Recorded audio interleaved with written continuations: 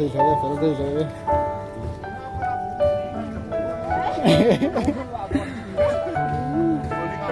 anh ấy phải cái mặt ê đi cái tên mình ta không gọi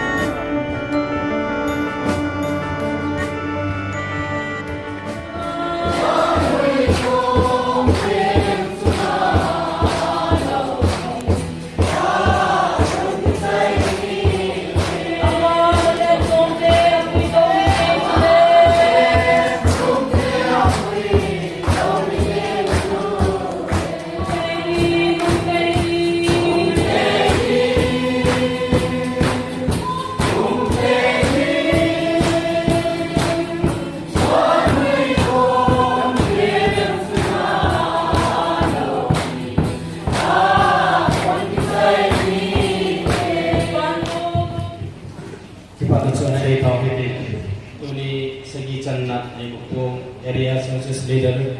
Prayer Fellowship and Waltavana thì về việc sự việc cũng khát na asean phong hi itipat na itin kita some numbers at capson tum letun tuni pathin lung sit na la sa da mele phat pa imu wa hitabang pa o mang pan thei dinga ai to i pa pathin thang ban men lang isi program hi pathin soya na le pathin thang wa na pathin lo pi na dunia hi man sa hi thei na dingin pa pathin sa pa pathin sa gaw kin pathin minin tin su na kan nei tan hi pathin hi nga taw na ni ti lo pi chung nang man kai kho le phat hi nei kui bi wa phat man dam na man tam nei bi ya chu hi tam Bon sarin wifi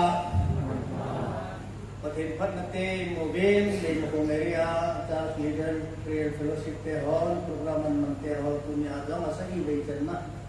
Mangthi dinga pathin ay lam kayaway makayawa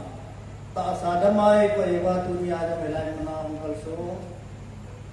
Nule pa pile po ulan na uloy lapay tihado Sinapon sarin kalim na LSC CIPF ilang ako ni salam kay Piri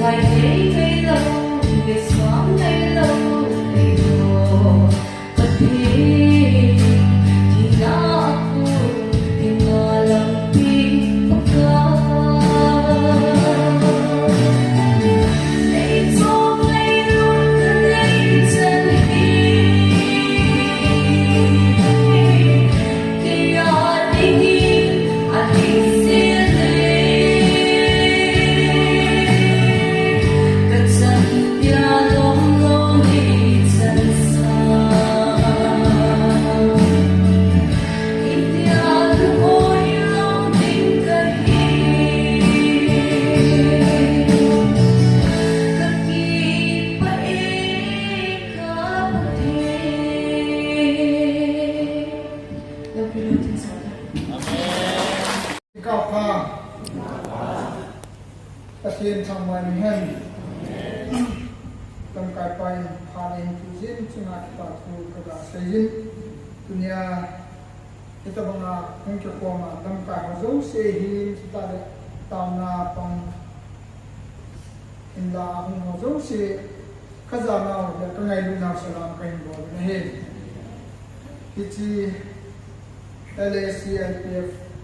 Leimukung area churches leader prayer fellowship in sagi ge channa ning ta kon now program na kisim ni kuchun ehon hana Leimukung area protection committee land protection committee tidang tuni ko in ilham sumu igam sumu có thi nên đầm lệ bị đại của và có thi thế là tao không thể đình có sao có thằng có gì có bị ra những cái không thể ra lớn mà sao có thể thằng vợ để bị thì có cái thôi bắt đầu xe thì thằng vợ hẹn tu ni thì cô ấy cái này tu vì mình là cái pháp lắm nó đến tạo cái này ở gì chút hàng xung quanh thì ngài rồi lắm cái của ni chan dia sa the nga kum jai the thang vai tu a hi imu long su gam tan na to kai sa na ki pang so ne lo in bon cha win nu le wa te hen in la nga space lo na hom to si sen bon cha win dik so ke te ku kai ne ho bung line choi su ke i diu ba un choi wa le ka phal the kai pa kai de in te ko sa the ba chi ho isa hom de ha Selanga pate wo saho sisin kapal thing so ta sa aphoresis is out that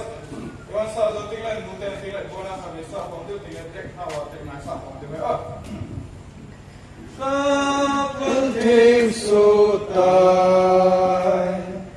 kapal thing so ta ei hu hin pa nang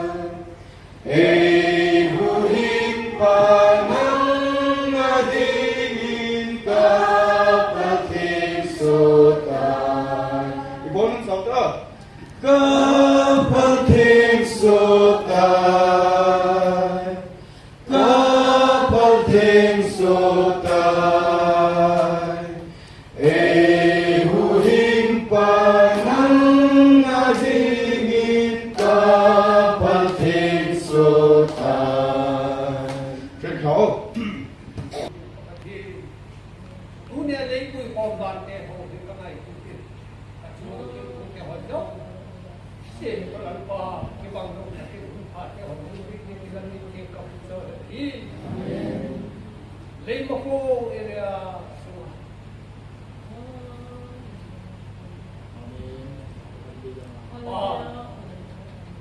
Nabiging kiyang kong na hulite ho yan kasi yung tamat kiyang kapon Pausap na hulite ho lang po Pumamang yung kahinan le Tunihin kitu takit Kaya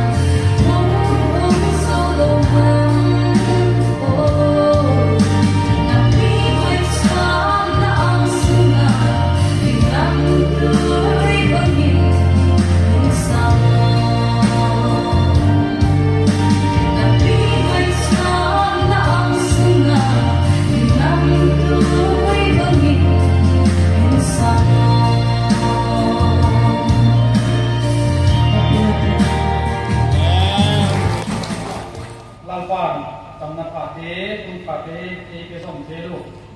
first session te zawa second session te pan thei dinga imna chungin pa pathin chu thak tak mai pa kin han la tuni huna je tak muna pau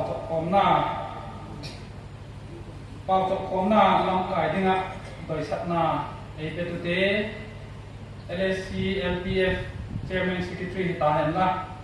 asset kompi a committee chan pi te chungin le ka chuma tak sanna e koina chungin amau chungin le ki pa chu ka ba gen ki ai chun tuni program ni matna first session apola ila patu pata mo pungna pungnei to chara la sakna la mate hi ta han la itang wa pa wa hi nungang nu wa hi lung thim e su hong tak mai hin BB te e pui khoma amau te mi chungin le avelin ki pa chu ka ba genที่ป้าเว้ยประเทศเนี่ยมาสเปียนี่อาภายปีวินอาโยนจันทร์ยาเอ็นปุ่นจุนจางวะที่ป้าผู้เสียอยู่นี่ก็ถือว่ามันที่ป้าผู้ใกล้เส้นมาสาเลที่ป้าผู้เสียดีก็เดียร์ได้เลยที่เส้นหนึ่งกว่าที่เงินอุ้มเดียเสียก็สาพูที่พี่จะนำเสนอที่เส้นหนึ่งกว่าที่มาหีอากิมอยู่โน้ตที่หีไอ้บางอย่างนี้นะเราเห็นที่ป่าจัดที่พักเย็นตากันเลยห้องมุ้งขี้ไม่ได้เลยยาฮีที่ความนิยมสีใบที่ป่าทุเสกมาใส่นั่งลูกค้าจังเลยห้องมุ้งเกี่ยขัดดิน ก็ทีนี้มาตามออโลปีเปกันนาปะนาพิจารณาในโลกวางองค์สิ่งกับปฏิปทาคุณ